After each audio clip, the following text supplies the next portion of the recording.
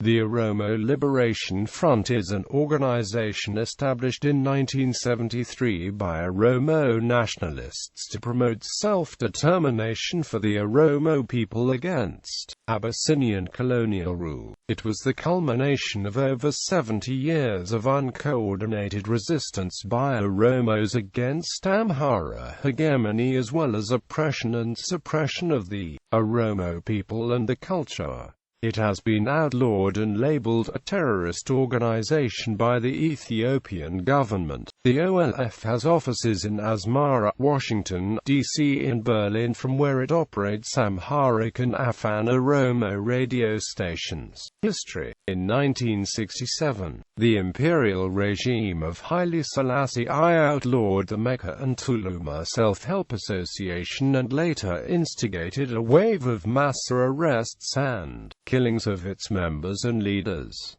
Prominent military officer and leader of the association, Colonel General Tadesse Biru, was also arrested. This reaction by the regime had been caused by the popularity of the organization among the Oromos and its links to the Bail Oromo resistance movement. One of the association's members, Hussein Sora, escaped to Somalia in 1967. He and other Oromo refugees formed a rebel group called the Ethiopian National Liberation Front, of which he was named Secretary General. The ENLF soon moved to Yemen and began training members of the Oromo diaspora. The first attempt to enter the country was commanded by Abba Gadar, but it failed when Somali security forces tracked down the members and arrested them trying to enter Ethiopia through northern Somalia. The second attempt proved to be more successful, and the second group of rebels made camp in the Churchill Mountains. At this point, the group decided to operate under the name of Oromo instead of Ethiopia. Initial formation. In 1973, the political situation of the country had changed and the Ethiopian military had ousted the imperial regime and taken control. Leaders and members of the MTSHA, who had escaped arrest, had been operating secretly within the country by stirring up activism through underground newspapers such as government.The and the Oromo Voice. Against tyranny, they organized a secret conference which was attended by Hussein Sara, Oromo Kito and various other Oromo leaders. It was during this conference that the Oromo Liberation Front was officially formed and its first political program was first written out. The armed Oromo units in the Churchill Mountains were adopted as the military wing of the organization, the Oromo Liberation Army, or Ollé. The Oromo Liberation Army in the Churchill Mountains was placed under the command of Hassan Ibrahim, more commonly known as Oromo Kito. In 1974, the Ollé increased its activities in the mountains and caused much alarm amongst the administrators of the region, especially when they killed the notorious landowner, Mulatu Tegen. The military regime of Ethiopia then sent General Getachew Beshi to destroy the insurrection. On September 6, 1974, the first Oromo Liberation Army was obliterated by mortar fire in the Battle of Tiro, in which they lost both Ahmed Taki and Oromo Kito. Only 3 Ollé soldiers survived. In an attempt to subjugate any further Oromo uprising, the Derg instigated mass arrests and killings in the surrounding urban areas of where the Ollé had operated, particularly in the cities of Jelemsa, Badessa, Mekara, Bok and Balbaleti. After the short-lived guerrilla war, the OLF became even more disorganized and a few of its leaders moved back to Aden in order to restructure the organization, but to no avail. General Tadesse Biru, who had escaped from prison, continued continued an armed struggle in the Shawa region of the Oromo nation along with Haile Selassie. They were eventually captured and executed in 1976, but his Ollé contingent continued fighting and gained an influx of recruits after the executions. Official formation. By 1976, the Oromo Liberation Army had taken up a stronghold in the Churchill Mountains, and this was used as an opportunity to reorganize the front. A two-day secret conference was organized among Oromo leaders, and the attendees hailed from all corners of Oromia, and a more broad-based leadership was elected. A few members of the ENLF, who were released from custody in Somalia in 1975, and others who had entered the country on previous occasions, as well as representatives of the underground study cells. Individual Oromo nationalists and patriots were members of what is now called the Founding Congress. The Congress revised the 1973 OLF political program and issued a new detailed program. The program called for the total liberation of the Oromo nation from Ethiopian colonialism. The conference is now known as the Founding Congress, and it marked the beginning of modern Oromo nationalism. Another front was opened by a newly formed Oromo Liberation Army that was initiated in eastern Oromia by farmers.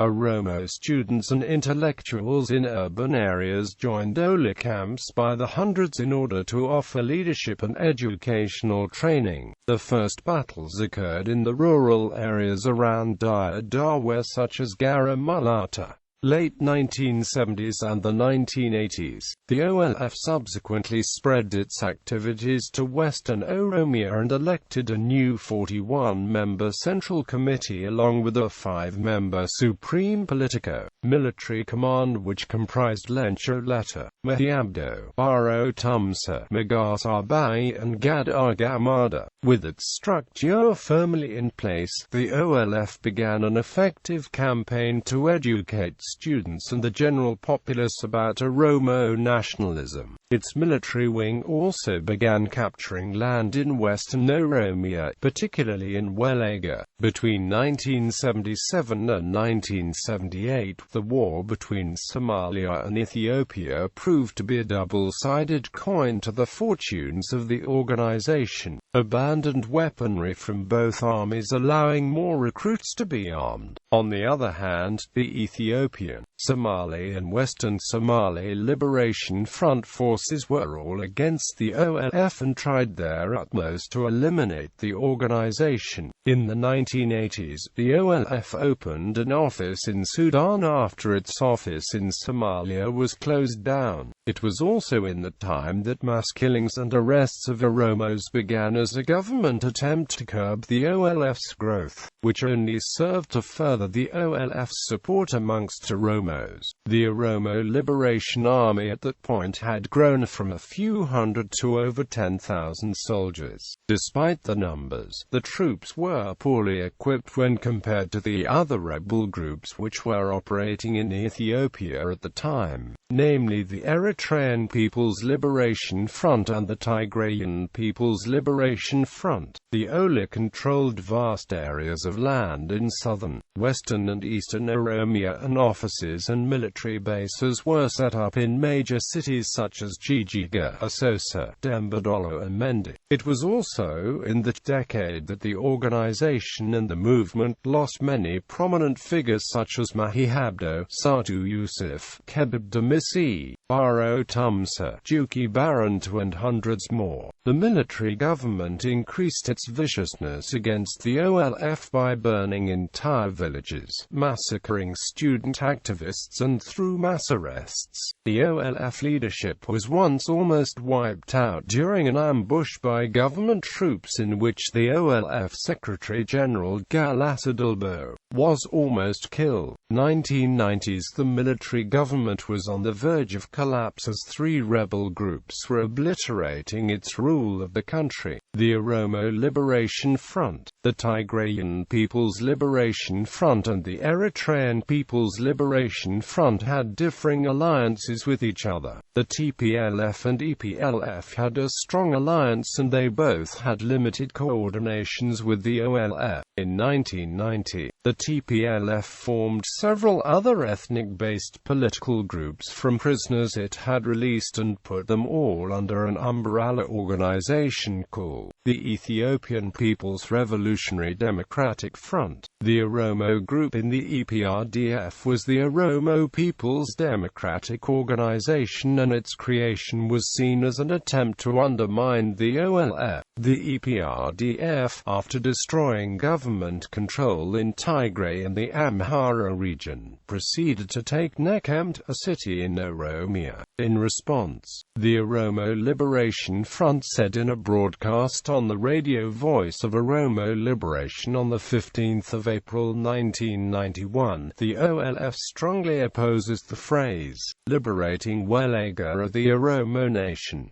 It is false for any alien force to say that it will liberate the Oromo nation. The three rebel groups along with government representatives were to meet in the London conference in May 1991, but the government representatives withdrew after hearing news that the president, Mengistu Haile Mariam, had escaped to Zimbabwe. In this meeting, it was decided that the EPLF would hold a referendum amongst Eritreans in order to secede from the rest of the country. The EPRDF insisted that the OLF should not ask to secede from the country due to the Oromia region's strategic position in the country. Instead, it was decided that a transitional government comprising of the OLF, EPRDF and various other rebel groups would be created. Despite the tension, the two rebel groups worked together to capture the capital of Ethiopia, Addis Ababa, and bring down the remaining government forces. A national conference was convened and a transitional government was set up, with the OLF having the second highest number of seats to the EPRDF. The two groups were, however, unable to work together, largely because the OLF could not handle the OPDO, believing it to be an EPRDF ploy to limit the OLF's power and influence. Eventually, skirmishes began to break out between the military wings, even though both groups had agreed to encamp their forces until they could be properly transitioned into a national army. In 1992, the OLF announced that it was withdrawing from the government because of harassment and assassinations of its members. In response, the EPRDF sent raiding parties to the encampment zones of Ollé soldiers. The ensuing arrests and killings greatly reduced the Oromo Liberation Front's fighting power. 20,000 of its fighters were immediately arrested and thousands were killed in the raids on the camps. Some OLF soldiers were purposely kept out of camps by the commanders due to suspicion and mistrust of the EPRDF, and those groups began to engage the EPRDF in battle. Despite initial victories, the EPRDF's superiority in numbers and weaponry eventually forced the OLF troops to wage a guerrilla war instead. In the late 1990s, much of the OLF leadership escaped the country and the land controlled and administered by the OLF was given to the EPRDF. Thousands of civilians were arrested, killed and chased out of the country for suspicion of supporting or being OLF members.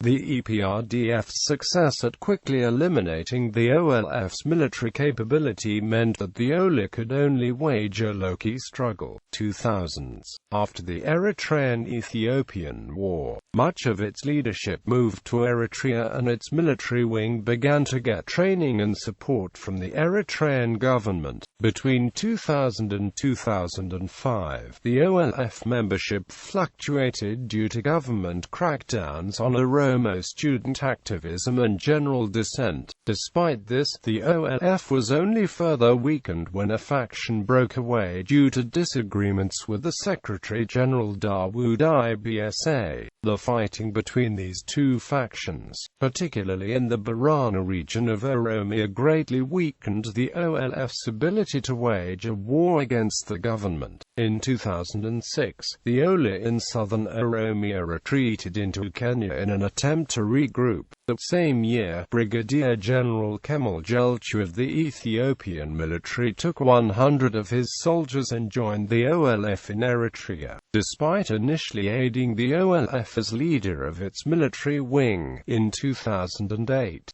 General Kemal Gelchu took matters into his own hands and announced that the OLF would lay down its weapons and abandon its previous goal of seceding Oromia and instead work as a political party to democratize Ethiopia. Along with this announcement, he commanded OLF soldiers in South Oromia to lay down the weapons and surrender to the government. The central leadership of the OLF eventually announced that Kemal Gelchu had been removed from office, but not before nearly half of the southern army of the OLF had surrendered.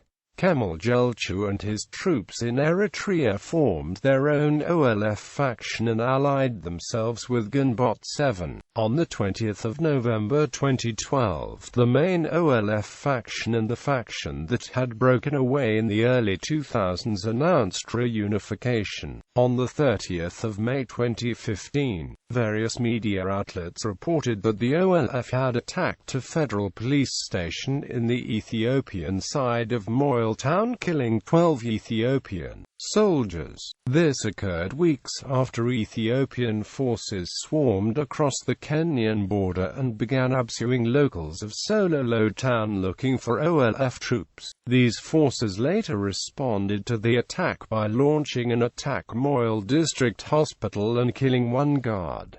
Alleged terrorism. Since the 1990s, the OLF has been accused of massacres and terrorist acts in Kenya, Somalia and Ethiopia, which it has consistently denied. It had further claimed that the alleged massacres were committed by either the government or by disgruntled local Oromo farmers. In 1998, at Bagala on the border between Ethiopia and Kenya, 187 people were killed in a massacre believed to have been instigated by Borana Oromo tribesmen supported by the OLF. It was estimated that several thousands of herds of livestock were stolen as well as 52 girls abducted. Most of this has led to tougher stance by the Kenyan government against the OLF. A quote from the BBC article states, "The fighting was sparked when Digodia tribesmen allowed the cattle to graze on Borana land without asking permission."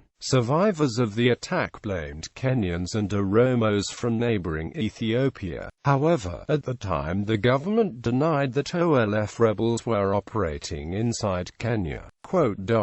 In fact, a report compiled by a committee stated that the feuding between the two tribes existed before the OLF began operating in the area. Kenyan authorities formally asked Ethiopia to remove the troops from Kenya, indicative of Ethiopia's involvement in facilitating violence between communities. In December 1991, it was reported that armed Oromos had attacked Amhara settlers in the ARSI zone. According to a Human Rights Watch report, 154 Christians, mainly Amharas, were killed in Abagugu. The report stated that the massacre was a result of exploitation of the animosity between Oromo and Amharas in that area by the previous government. The report went on to say that OLF cadres instigated repeated attacks on Amhara settlers.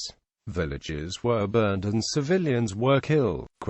According to University of Minnesota Human Rights Summary reports, the OLF admitted that its supporters might have carried out the massacre and killed about 150 Amharas in the area, but it stated that the OLF had not planned to condone the incidents. During the 1991-92 transition period, a massacre of 150 Amhara farmers which had been settled in Oromia was blamed on the Oromo Liberation Front. The killings are known as the Bodino Massacre. International links. According to BBC reports dating as far back as 1999, OLF, along with other anti-Ethiopian elements operating in Ethiopia and Somalia, were receiving assistance from Eritrea as well as helping Eritrea during the Ethiopia-Eritrea 1998-2002 war. In April 1998, OLF held a congress in Mogadishu electing a more militant leadership. Eritrea also supported the Oromo fighters with a shipload of arms, an additional 1,500 Oromo fighters being shipped from Eritrea to the south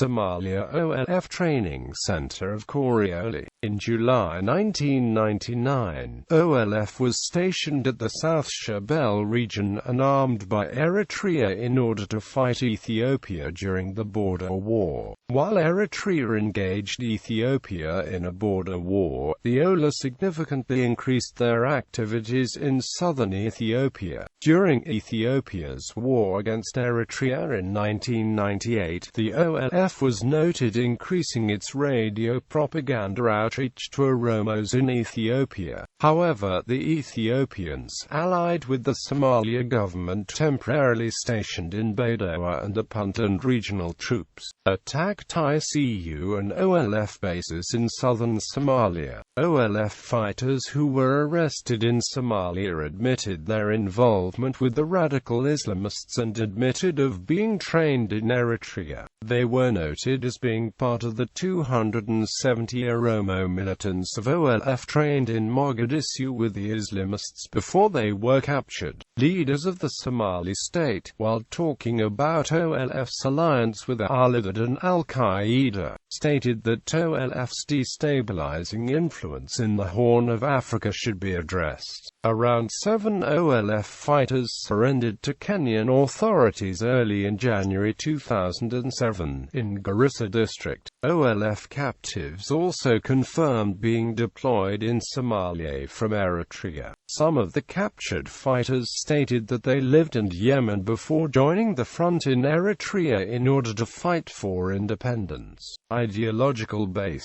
The fundamental objective of the Oromo Liberation Movement is to exercise the Oromo people's right to national self-determination and end centuries of oppression and exploitation. While self-determination for the Oromo people has been the main objective of OLF, the members and leaders of the party have not formed a consensus whether the exercising of self-determination by the Oromo people will be in the form of an independent Oromia, or as part of a democratic Ethiopia, but recently, it has taken a clear stance by stating that its goals is to form, if possible, a political union with other nations on the basis of equality, respect for mutual interests and the principle of voluntary associations. OLF had played a major role in the formation of the transitional government in 1991 following the fall of the Derg regime. However, OLF left the transitional government, alleging that its members were being intimidated, jailed, and killed in many parts of Oromia. Since then, OLF has been engaged in low-scale protracted armed struggle against the Ethiopian government. The OLF believes the Oromo people still are being denied the fundamental rights still in centuries old of oppression by Ethiopian colonialism. According to OLF, Ethiopian colonialism has been led by Abyssinian emperors, which has been chiefly the Amhara ruling class until it was replaced by a Tigrayan-led government in the early 1990s.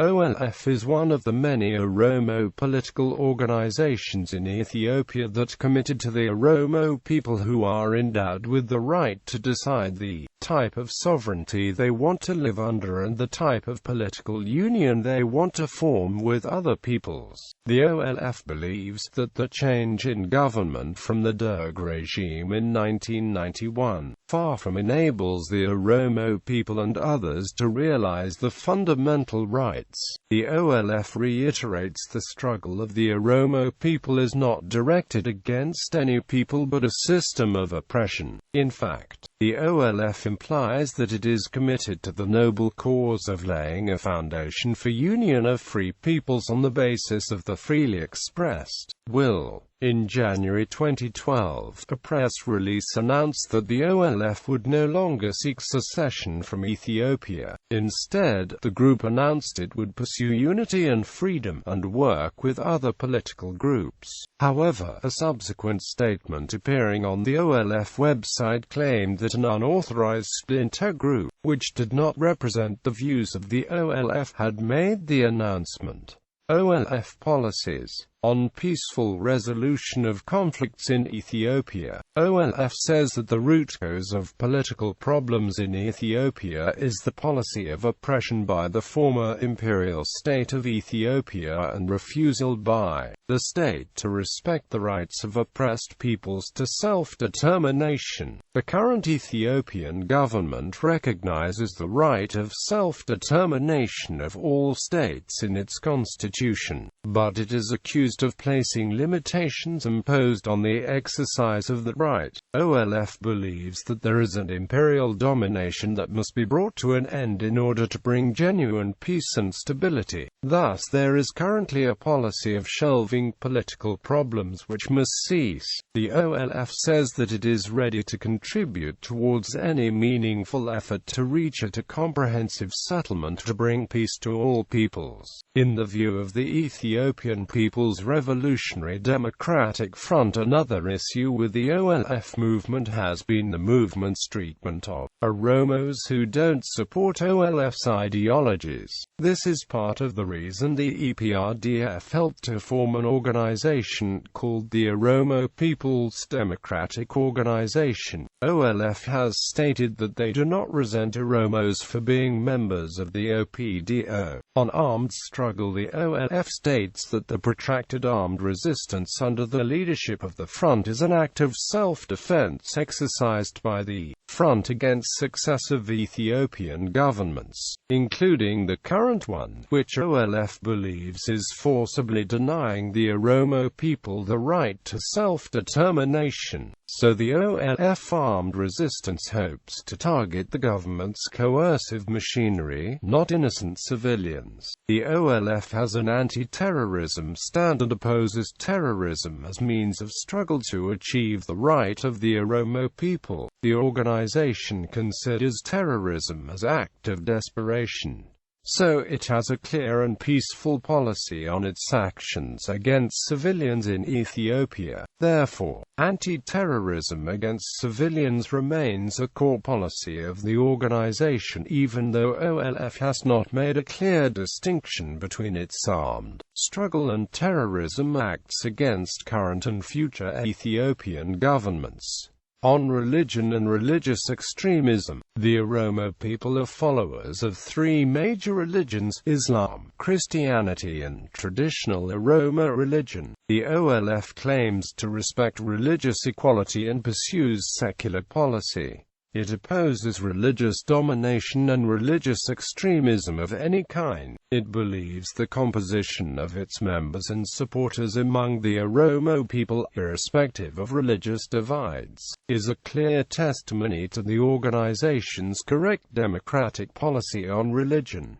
on right of minorities in Oromia. In Oromia there are minorities who have distinct identity and culture of their own. Some minorities in Oromia are economically, culturally and politically closely linked with the Oromo people. The OLF recognizes and respects the right of minorities in accordance with internationally accepted principles to develop the culture, administer their own affairs, enjoy equal rights in every field of activity. Just like the current Ethiopian government, the OLF has also undertaken to vigorously work for the full realization of these rights and will take necessary measures to strengthen the bond of fraternity between the Oromo people and minorities in Oromia. Solidarity with oppressed peoples. The OLF believes that solidarity and cooperation among the oppressed peoples led by the respective forces is essential for realization of their common objectives of liberation. The organization has been working towards unity of struggle among the oppressed peoples to counter the enemy schemes and reduce the cost of achieving the political objectives of liberation. The OLF believes the alignment of the Ethiopian government with forces resisting genuine change in Ethiopia is posing a real threat to the oppressed and subjugated peoples in the country. The organization declares that there are indications that militaristic and chauvinistic elements who are aspiring to restore the old order are demanding for the reversal of what minimum change Oromo people have achieved through the struggle. It states that the Ethio-Eritrean conflict is going to directly affect the oppressed nations and nationalities economically and in terms of human casualty, and continuation of suppression and violation of human rights by creating pretexts connected with the war situation. The OLF is prepared to revitalize and strengthen previous agreements concluded with some organizations of oppressed peoples and work towards a formation of a platform to coordinate and channel the human and material resources to meet the challenge of the day.